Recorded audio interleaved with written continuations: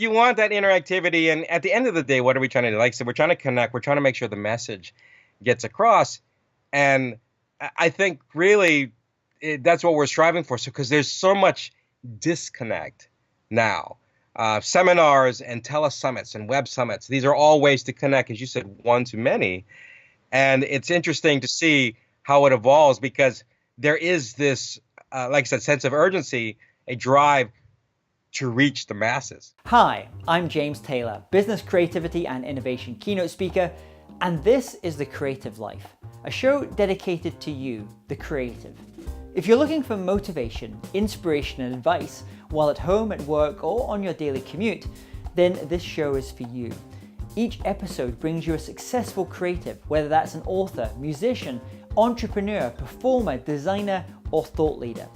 They'll share with you their journey, their successes, their failures, their creative process, and much, much more. You'll find show notes for this episode as well as free training on creativity over at jamestaylor.me. Enjoy this episode. Hey there, it's James Taylor, and I'm delighted to have on the show today Ronnie Tsunami. Ronnie Tsunami, the Change the World coach, is a keynote speaker who has been called the MacGyver of training because of his ability to quickly develop learning solutions that help market and sell new products and services. His programs have been implemented in over 10,000 academic institutions and organizations around the world. It's my great pleasure to be speaking with Ronnie today. So welcome, Ronnie. Aloha.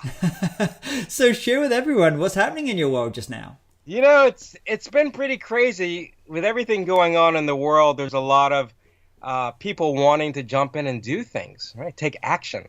So I've been busy helping them to take action. There's been a lot of, how should we say, urgency, a sense of urgency for people to want to do things. And so more and more people are trying to figure out how they want to save the world. That's what I do. I try to help them save the world. Now, something I think we both share in common is we're both vegans or plant-based. We're plant-powered speakers, I guess. Yes. Yes. So, been plant-based for almost 4 years now. Fantastic. Good for you. Good for you. So, let's.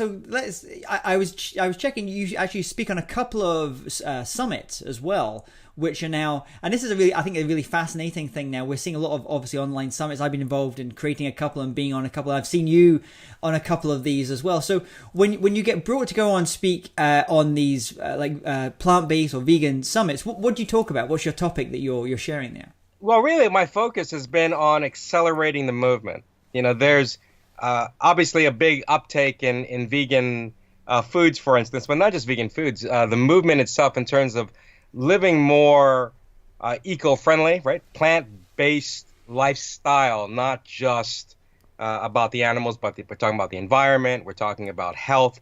There's a lot of things that we're seeing a convergence. So I talk about this convergence and how we can actually speed it up, because there are a lot of forces now, a lot of industries that are trying to slow it down or stop it because it impacts them in a negative way. So we're trying to keep that movement moving forward. So how did you get into this world of speaking and coaching? Where did things begin for you? For me, it's because I've been a trainer for 25 years. Literally since I was in school, high school, I've been teaching. Actually, I can remember teaching in the second grade. I was a tutor in the second grade. I actually have like a certificate with a scratch and sniff banana sticker. But I still keep, because that was the first time I was asked to help my fellow peers, right? So from that, I ended up being in training pretty much my whole life in college and the Air Force, was at the Pentagon, and I built the Army and the Air Force's training programs, computer technology training programs. From there, joined Microsoft, became a certified trainer, and ended up becoming the CIO for a training company in Maryland, which would partner with colleges. So we basically built the technology training programs for 150 colleges. And Microsoft, Cisco, Oracle, project management. So I had a lot of certifications just because that's what you have to do, right, when you are a trainer. So since then, I've been involved in training, and it was a natural extension to go into coaching, especially when you work in the business world. A lot of entrepreneurs are looking for help, and in training, people want you to do training for internal staff first, But for me, the marketing department started calling because they said, hey, we want to train our customers. So from there, I got into marketing because literally the marketing departments were paying for my expertise in learning how to increase the adoption rate of new technologies. So that's really how I ended up getting into teaching others, coaching others.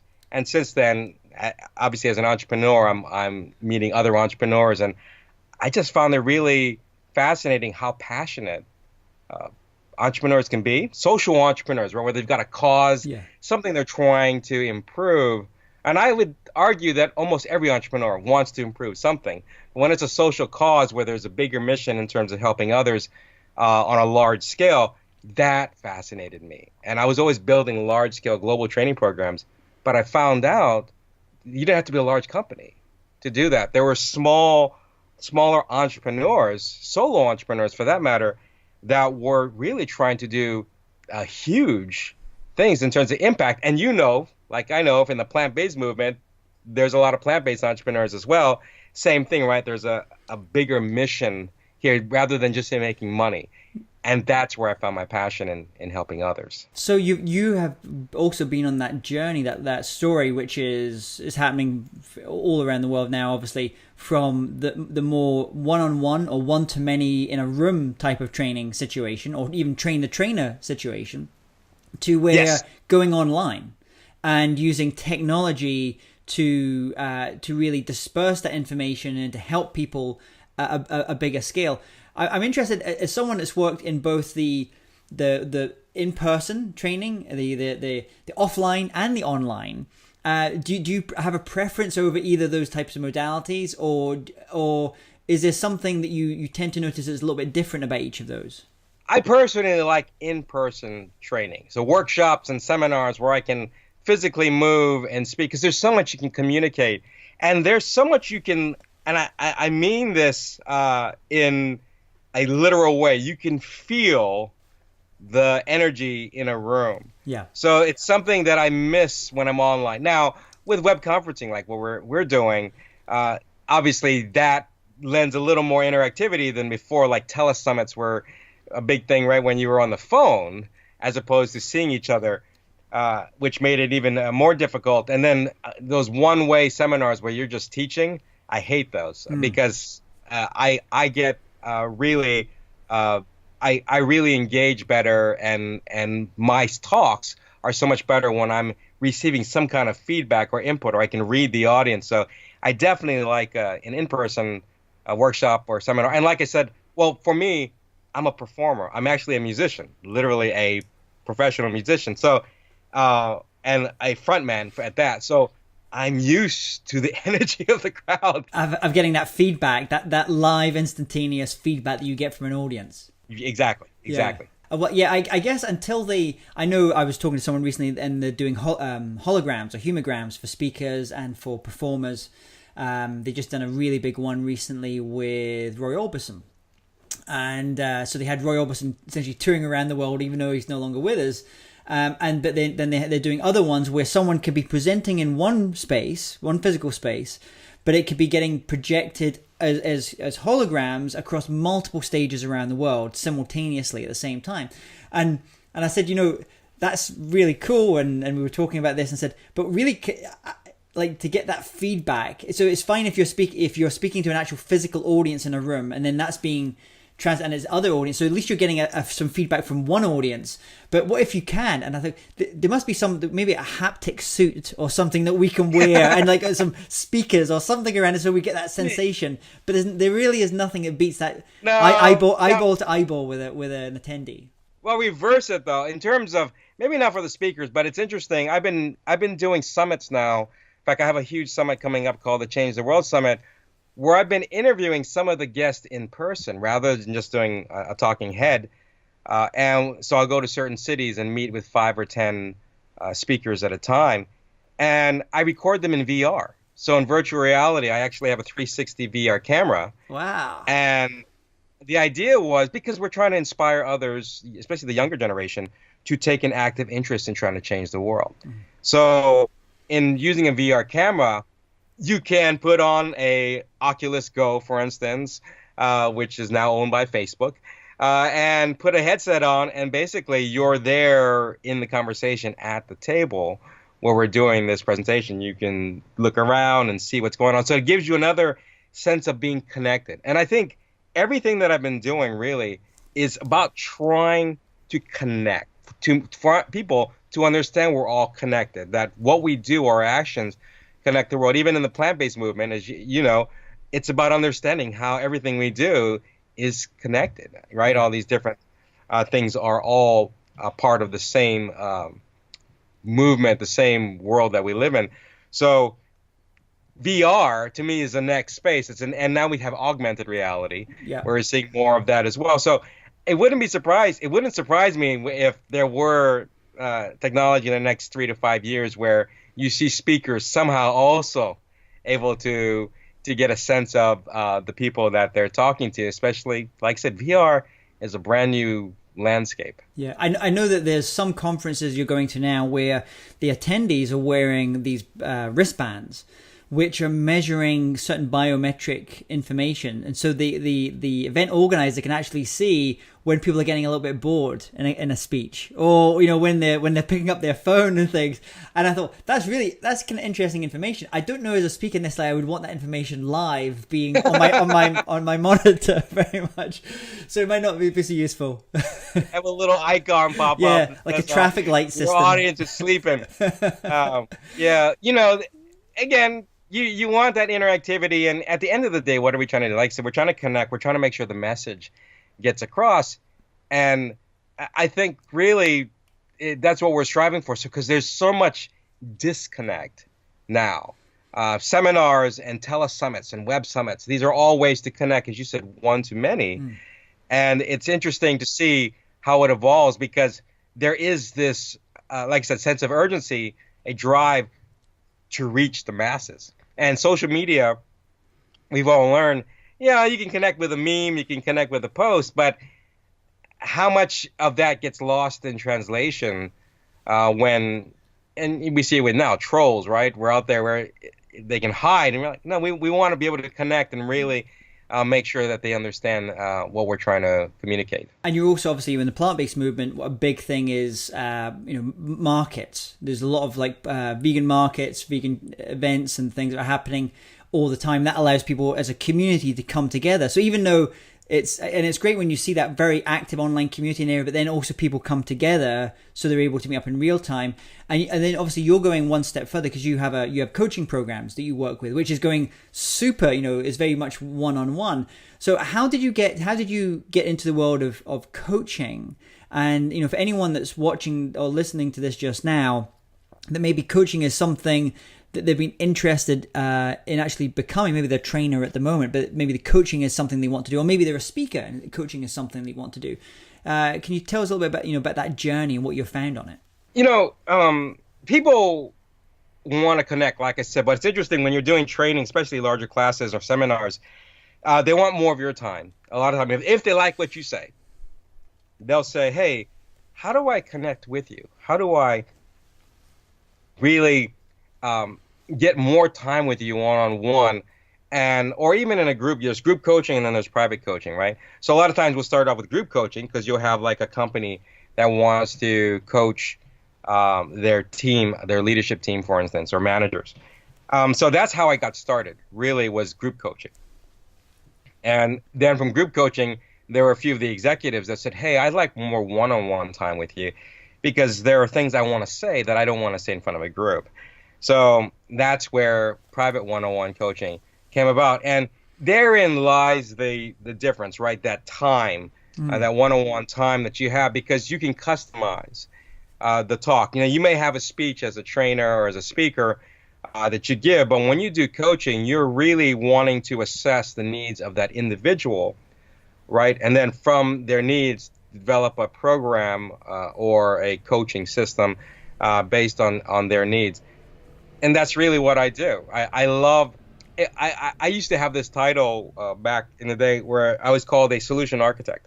And now it's a little more technology oriented, but I used to call myself a learning solution architect. And as a learning solution architect, it was architecting a solution to a problem.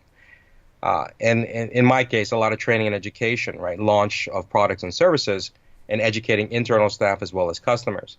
But that applies to anything. People want, and if you think about it, what is the meaning of life? To me, the meaning of life is you live life to the fullest, you learn from your wins and your losses, and you share your lessons learned with others. Just whether it's passed on to your children, or other people, family, friends. For coaches, it's like a natural extension. I'm sharing my lessons learned with others. And we always say the best business coaches are the business coaches that fail their business. They have the battle scars to prove it. Right? I mean, if someone's always been successful in business, you're kind of like, well, maybe you were born with a silver spoon in your mouth. Maybe you had other things that were helping you. But when someone has had challenges and you're able to share your lessons learned about how you overcame those challenges, that's how a lot of coaches really get started. Even in the plant-based space, a lot of people will say, I had health issues. Like for me, I couldn't walk 4 years ago. So when I overcame those challenges with a plant-based diet, naturally, what did I want to do? I wanted to coach people on how to go plant-based as well to overcome their health problems. In business, it's the same thing. So life coaching, health coaching, business, it's the same thing. It's you want to help people. That's the drive, to help people not go through the same mistakes or overcome the challenges you did. And in terms of that journey you went through on building a coaching business, so you have your speaking and you have your coaching side now. Can you tell us about a time when you worked on something in your business overall or in your coaching business? You gave it your heart and your soul, but for whatever reason, it didn't work out like you'd hoped. And more importantly, what was the lesson that you took from that experience? There are a lot of different lessons like that for me, because here's the thing. I like to move fast. So the beauty of moving fast is when things don't work out, you have time to change, right? So for lessons learned, there was a time when I was building a coaching program for project managers. And I was building this program for project managers, and it turned out I had business analysts and systems analysts in the room. And I was coaching as a systems analyst because I'm a technology guy, been in technology for years. And not realizing in my audience, I actually had business analysts, which are not technical at all. So my lesson learned here was seeing the blank stares of half the audience and going, well, wait a minute, you're all project managers. And they said, well, no. Those guys are business systems analysts. We're business analysts. And I had to adjust right there and go, oh, and really I adjusted. I was able to save it. In fact, not only did I save it, they had me stay for a month to teach 6 classes instead of just 1 class. So they liked the fact, they actually appreciated me being able to adjust and take their projects and turn them into real world scenarios that we use, both from a business side and from my technology side within that class, but I was able to adjust. But my lesson learned was, you know what, I should have done this before. I should have really made sure I had thought project managers was the same everywhere. No, there's different types of project managers. Business analysts, systems analysts handle projects differently.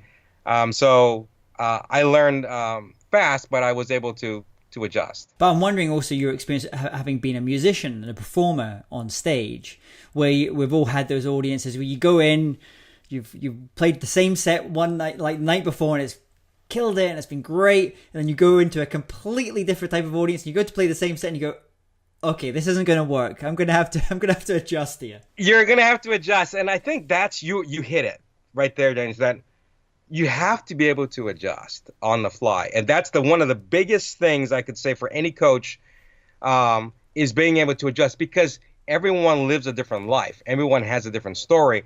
And I've been there where I've gone into a class and where I was teaching something and it was just, nothing was really landing. And not that the knowledge wasn't being transferred, but they just weren't reacting. As I like feedback. Right? I like to engage. So when you get those blank stares, or people who maybe would be looking like they're, ready to fall asleep, I've had those as well, especially with training, like even diversity training. I've done diversity training.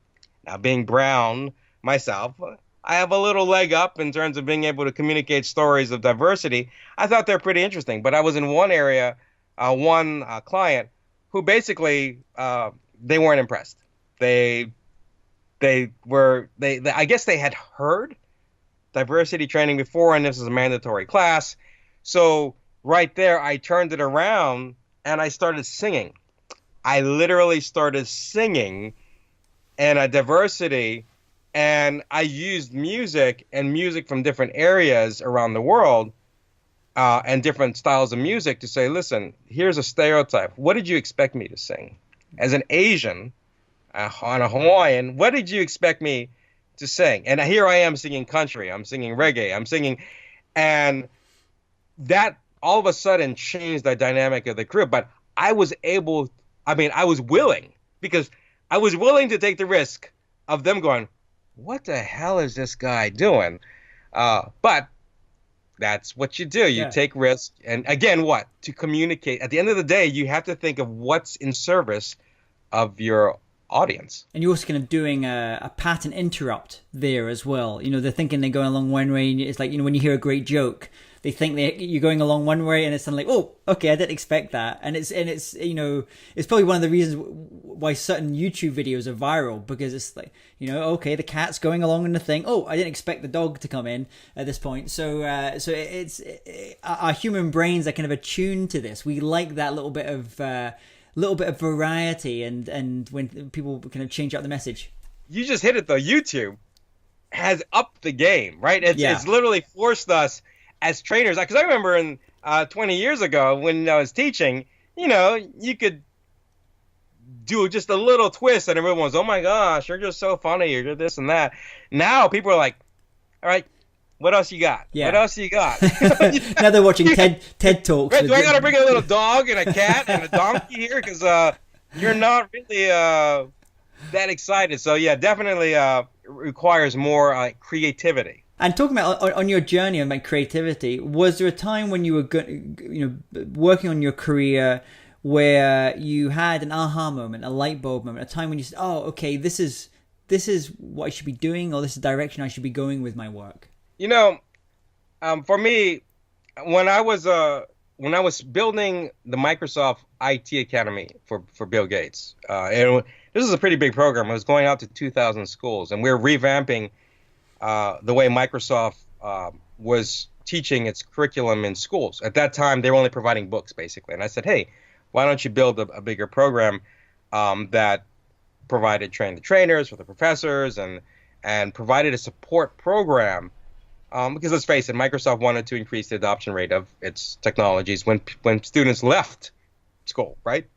So I helped them to build this, and I was sitting down with Neil Evans, who is the CIO. He's the very first CIO of Microsoft. So as the Chief Information Officer, I'm sitting down with him in Bellevue, and he looks at me and he says, I remember this. We're sitting at a Red Robin's in Bellevue, Washington, and he says to me, he says, hey, Ron, why do you call yourself a Chief Information Officer?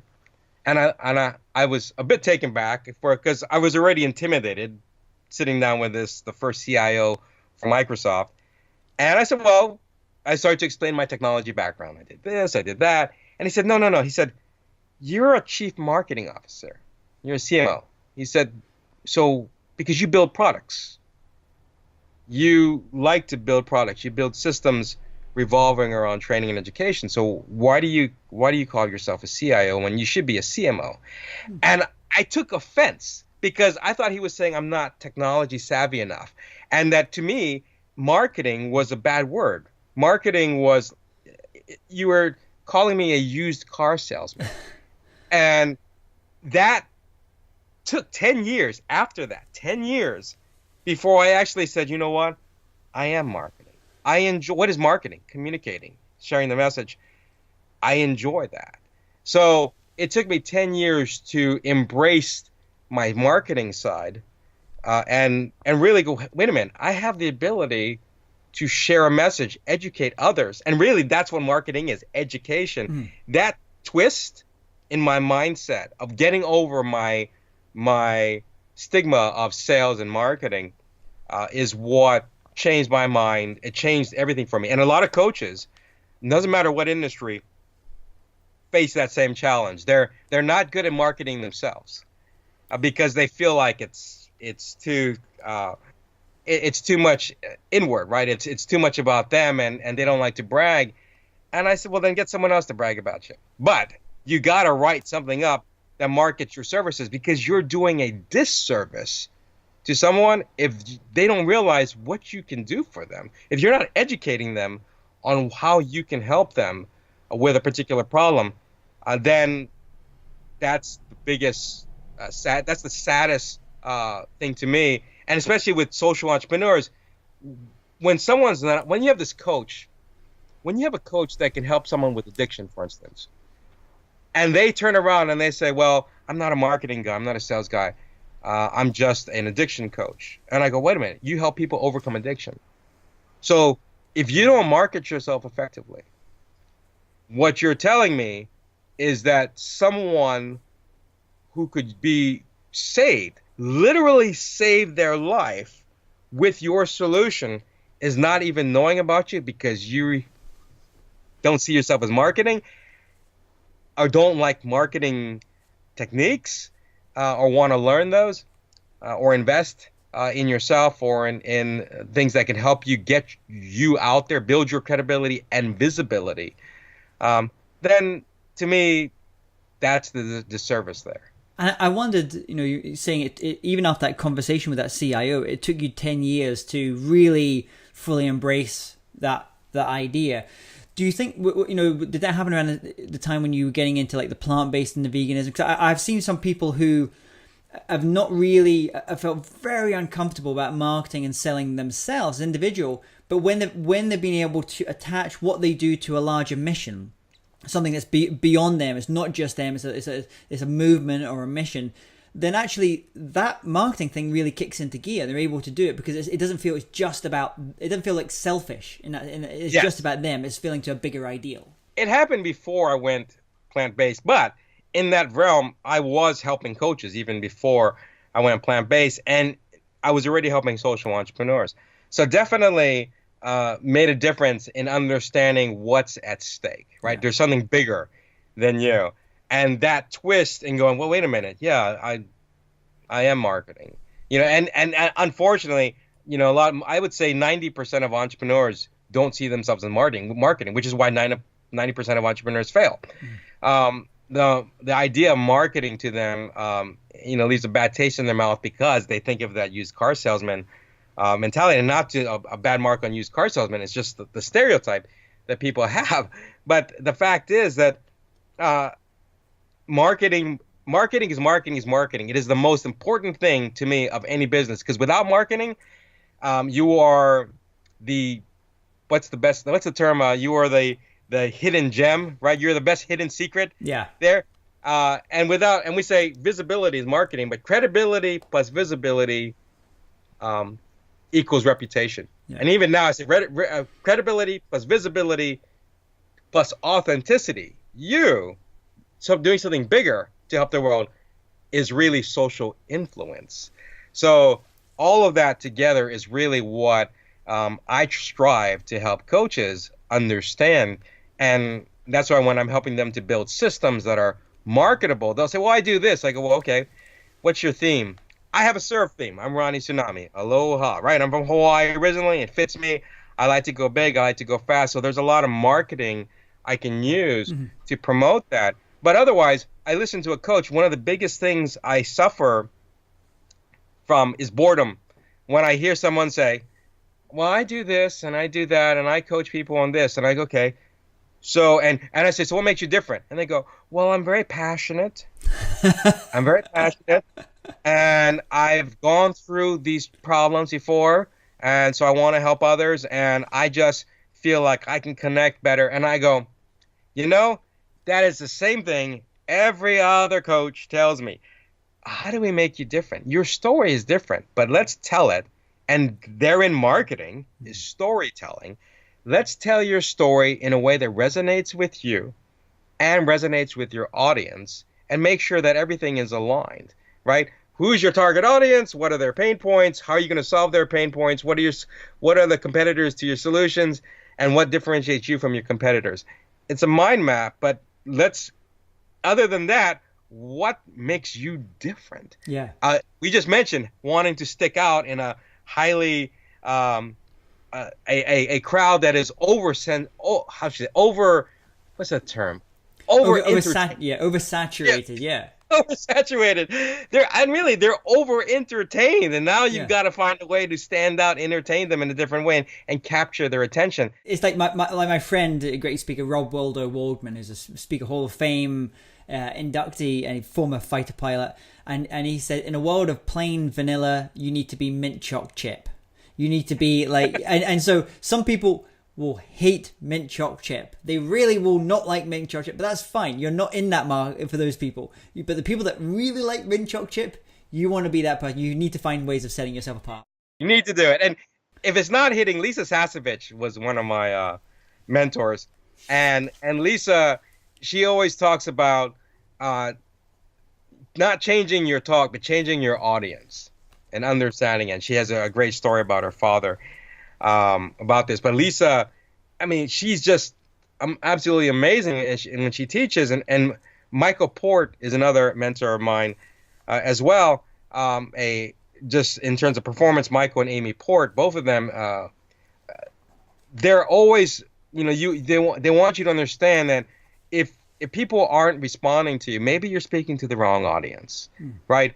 And you've got to really take a hard look at yourself and what you're what is your end goal here, for what?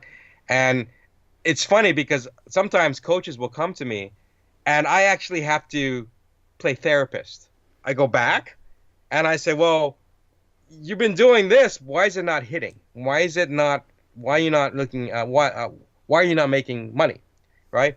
And then we look at the audience and we find, you know what? They're actually speaking to the wrong audience because it's not what their passion is.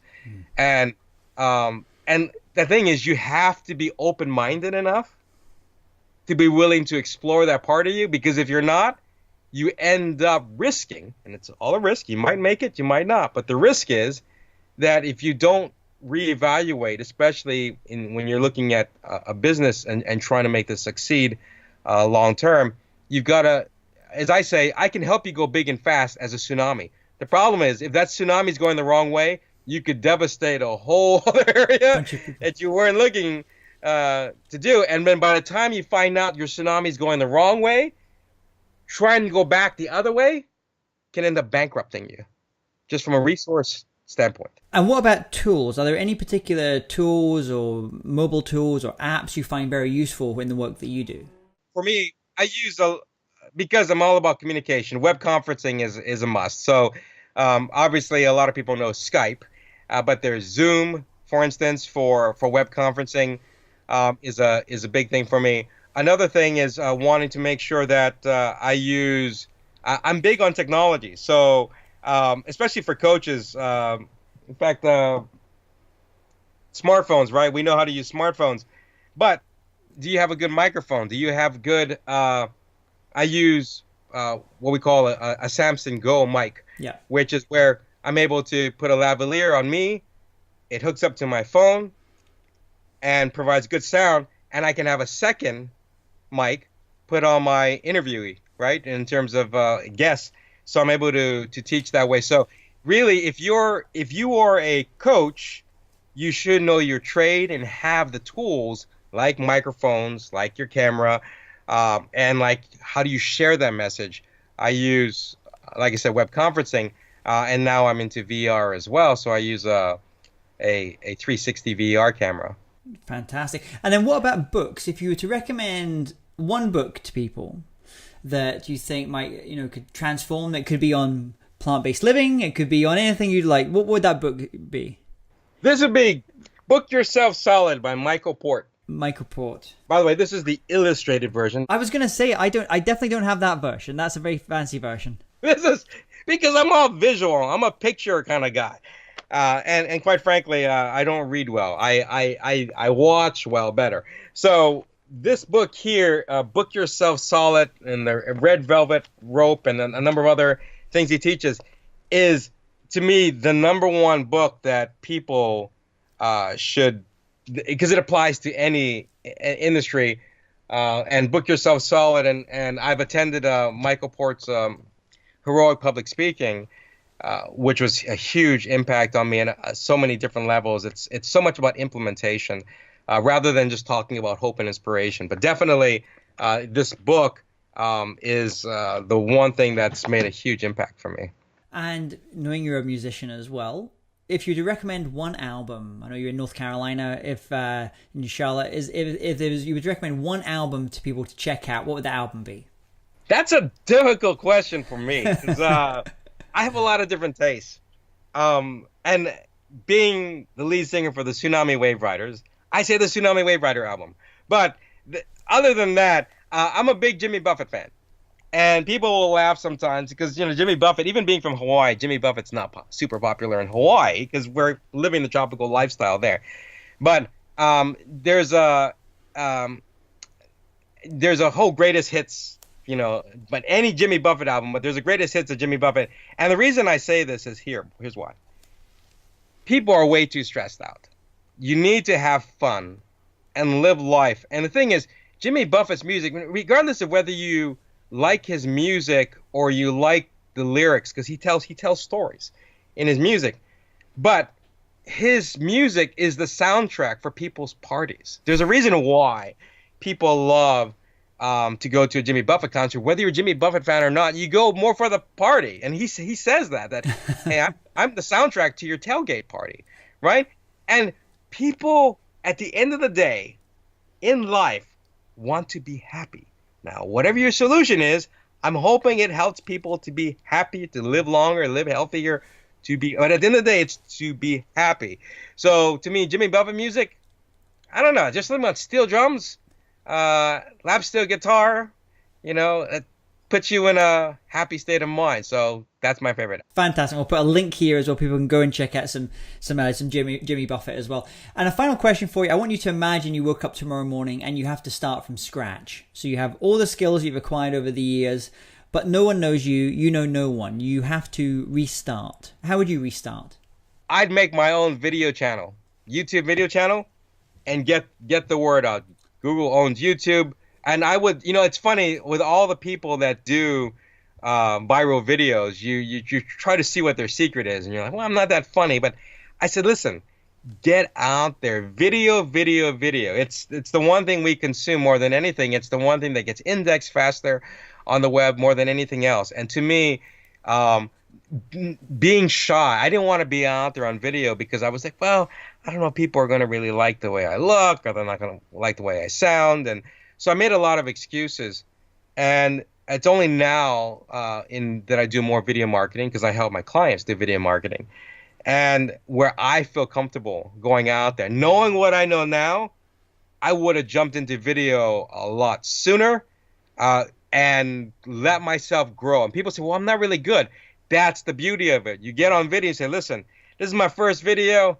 I'm on my journey. I welcome you and I invite you to join me on this journey. I'm still learning. Watch me. But I'm going to share some information with you that I hope will make you live longer, more happier, or whatever. I want you to know that I'm here for you. Come join me. That right there, invite people, and understand it takes time. So you don't wait and go, geez, how come I don't have a million visitors, a month later? You got to jump in early. So I would jump in early in video marketing. Fantastic. And if people want to connect with you, to learn more about you, your speaking, your coaching, where's the best place for them to go and do that? RonnieTsunami.com. That's everything is at RonnieTsunami.com. I have online training as well. I have a Change Leaders Club where it's a monthly program. People get access to online training and group coaching and some private coaching depending on the membership level. But Ronnie Tsunami, that's Tsunami. I have to spell this out with a T. TSUNAMI. But RonnieTsunami.com. And if you're trying to save the world, please contact me because I want to help. Well, Ronnie, it's been an absolute pleasure speaking with you today. Great to speak to another plant-powered speaker as well, and I wish you all the best with all your coaching and your speaking. Thank you. Aloha. If you're interested in living a more creative life, then I'd love to invite you to join me as I share some of the most successful strategies and techniques that high-performing creatives use. I put them all together in a free downloadable ebook that you can get by going to jamestaylor.me. That's jamestaylor.me to get your free downloadable ebook on creativity.